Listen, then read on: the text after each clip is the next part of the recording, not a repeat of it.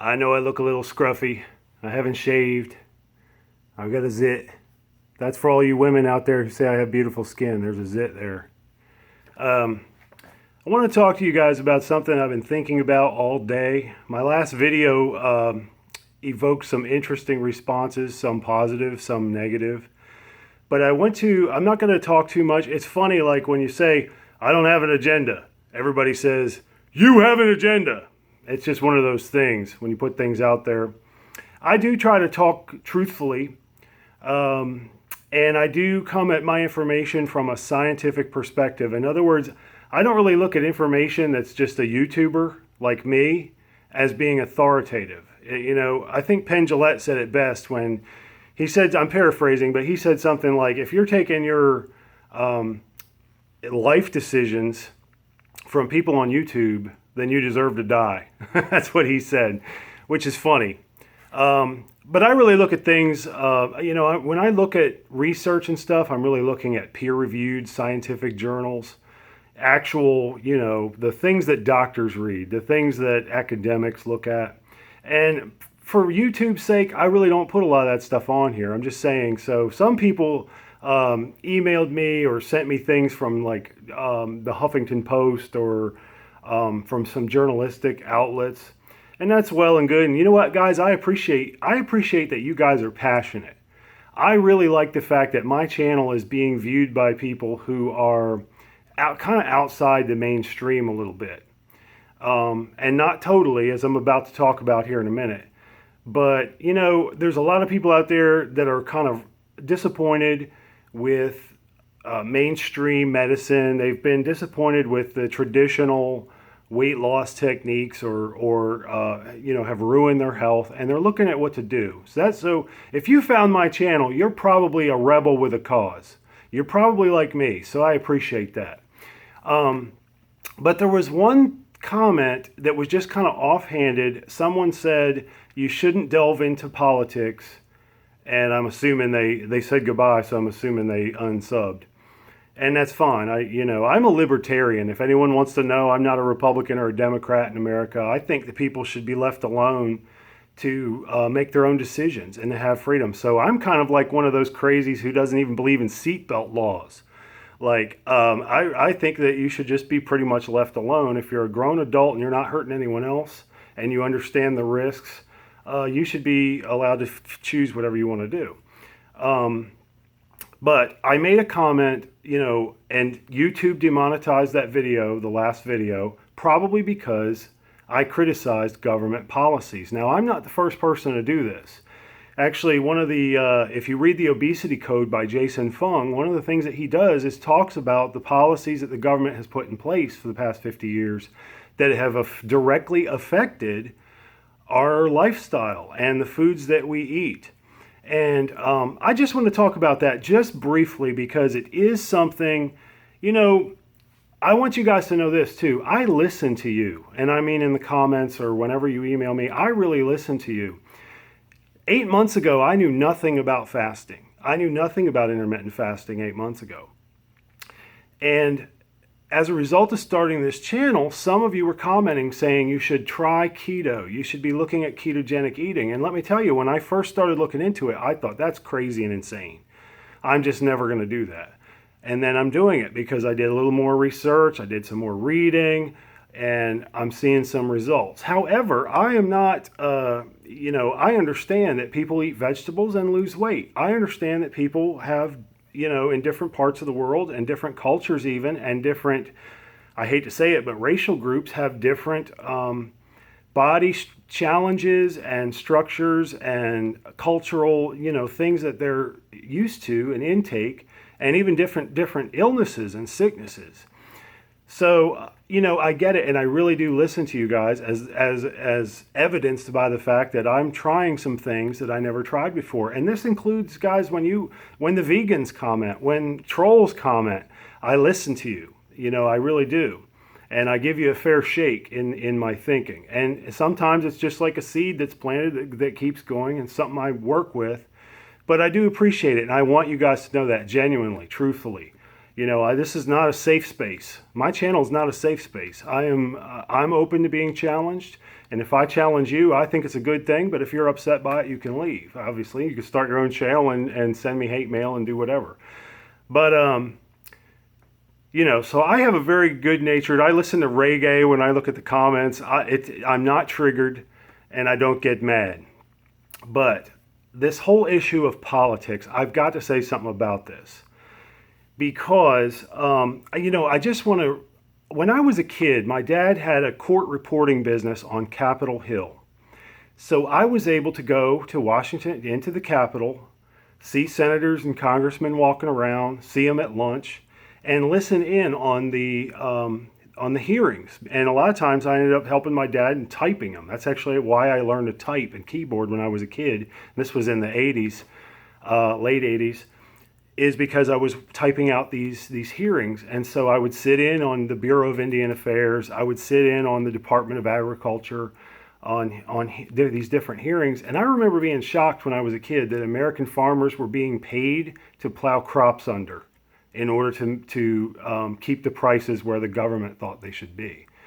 And I used to be a truck driver, so I've been all over the country. And if you ever get out in the center of America, and realize just how huge it is and how all of it, so much of it is farmland. And, just being a truck driver for the time that I was, I really believe that American farmers could feed this whole entire world. I really do. They're that productive. But, so in my mind, because I know the government is controlling the prices of corn and wheat, they don't want it to drop too far. It's subsidized, okay? Your taxpayer money, Americans that I'm speaking to, your taxpayer money goes to a subsidy through the U.S. Department of Agriculture to basically be a kind of welfare system for farmers. And to the tune of $25 billion a year, I believe is like a conservative estimate, for corn crops, okay? So, and for lots of other crops, but corn is a huge one that comes to mind. Soybeans, cotton down south where I live. And it also goes into a lot of the lobbies, the pork, the meat, beef, it's what's for dinner. Milk, it does a body good. These things were marketing campaigns that were partly funded and pushed by the USDA, the Department of Agriculture. So and the government guidelines determine, the current government guidelines determine everything policy-wise. They determine the advertising that you see in magazines.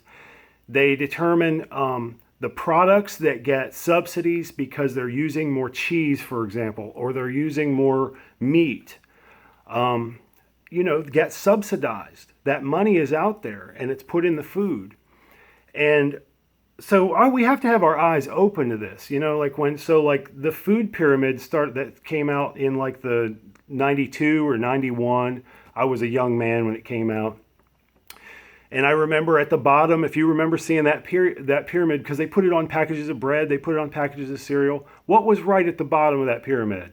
Carbs, starches, whole grains, pasta, all this stuff. But basically, and they even had loaf of bread and stuff down there, but it was really starchy carbs. And then it was vegetables next. And you can go and look up that pyramid and see, so that policy was in place for a long, long time. And they've shifted it a few times. But my point is that the government is steering the ship. The government has money involved, and it's your money, it's taxpayer money, that's involved in getting people to eat certain products and to consume certain products.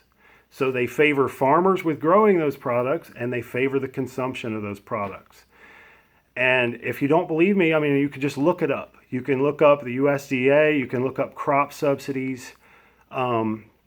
This is all available to you. But like I made a comment in my last video about school lunches. My kids go to public school. They come home every day at about 4 o'clock and they are ravenous when they get home. Do you know why? Because there's no fat in the food at school. It's all low fat or fat free. And as I said before, if you take the natural fats out of food, first off, you're going to be hungry. These kids are all hungry. It's a common problem. And so like I wasn't taking a snipe at anyone. Someone mentioned the dig at Michelle Obama, but that was a hashtag, last 2 years ago, that was a big thing. People were taking pictures of school lunches and hashtagging them on Twitter and elsewhere. I don't really consider it to be her fault, but there is 50 years and more of government intervention that is steering things like school lunches. So in order for states to receive federal reimbursement, their lunches have to fall into these guidelines, and one of the guidelines is low fat. Okay? The whole point of that study that I talked about in my last video is that fat is not the enemy. That was my takeaway. Some people had some different takeaways, but that was the main takeaway that I saw that was in the data, is that fat is not the killer here. That refined carbs, white processed flours and sugars, and the things that are in most of a grocery store, I'm going to talk about grocery stores here in a minute, is what's killing people, is what the civilized, world, that's what's killing us. And, but fat in itself, natural, fat is not the enemy. And so the kids come home, they're starving because there's no fat in their food. What there is in their food is added carbs, added sugar to the salad dressing, added high fructose corn syrup. And, so to me, I'm a little surprised that anybody was even upset at all, because really it kind of, except for fat being okay, confirming that, it's basically the same thing we've been hearing, that we should eat natural foods. We should eat fruits and vegetables. We should eat whole grains and avoid processed foods. So that was my takeaway from it. But, I see directly every day, every school day, my kids have to pack stuff because the school lunches are so insufficient. And it's a common problem, a common nationwide problem, and it's the government that steers it. It's the government that's controlling and holding the cards for what's happening in our diets. And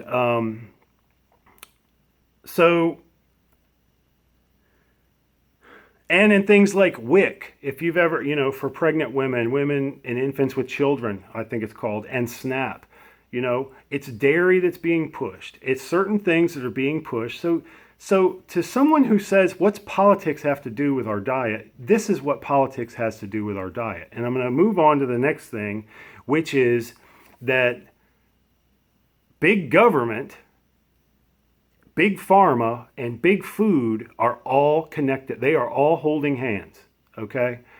And their primary concern, I'm sorry to tell you this, is not your welfare. It's not your well-being.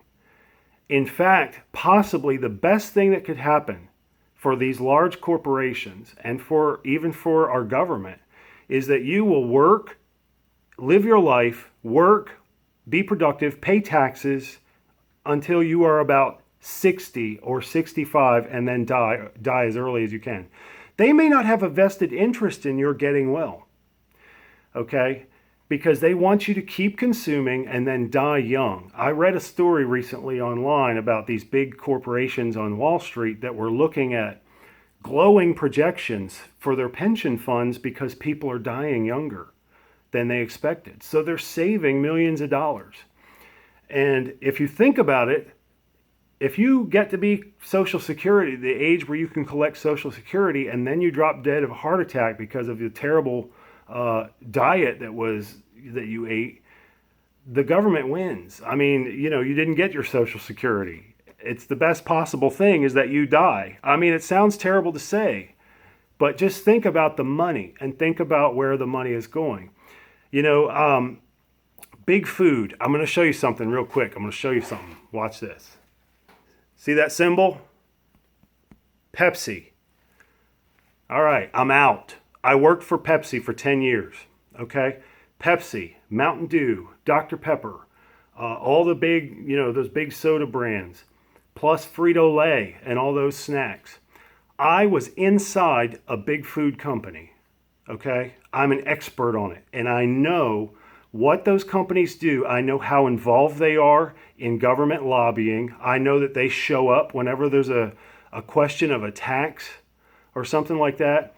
And you walk into the store and you don't even think about the layout of the store. But next time you go in the store, look at the first thing you come to. Look at the way the store is arranged.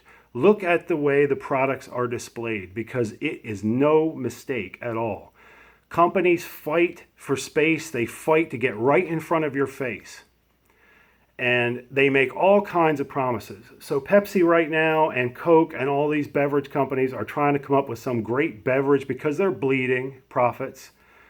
They're trying to come up with all these beverages, that are supposed to be healthful for you. And a lot of people buy it. Really, tap water is probably better for you. But a lot of people buy this stuff. They buy the whole line. And so big food, I can tell you with personal awareness and experience, is an aggressive industry. And they do not fool around. It is cutthroat, okay?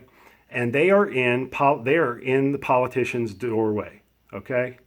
It's a real thing. So they're steering it. That's another way that the government is involved with who gets what, who gets to build a factory over here, and the deals that go on.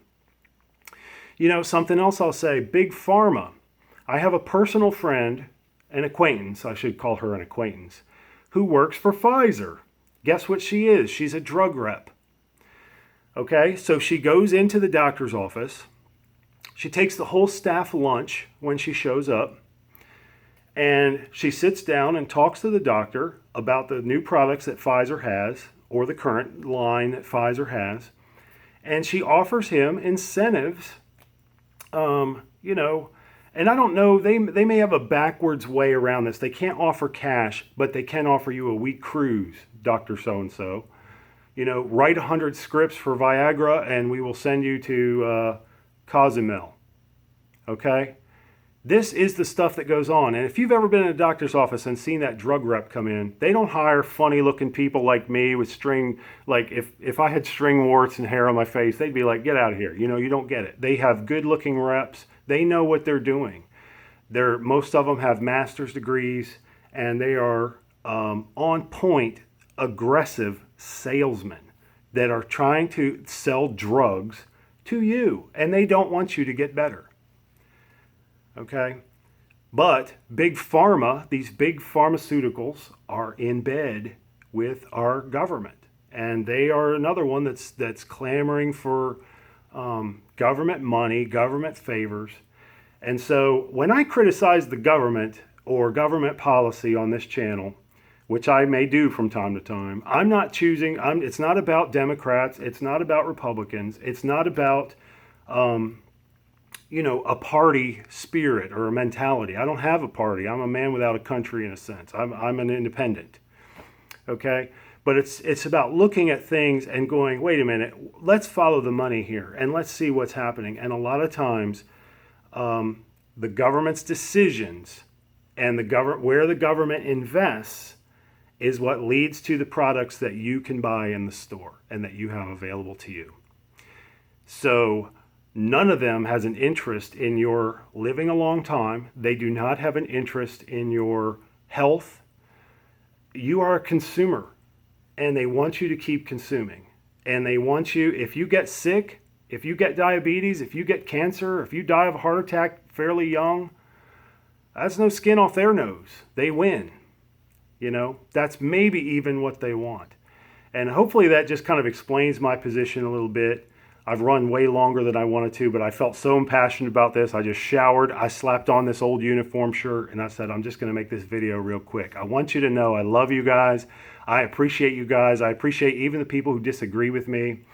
Eat, drink, and be merry, for tomorrow we fast. Have a good one.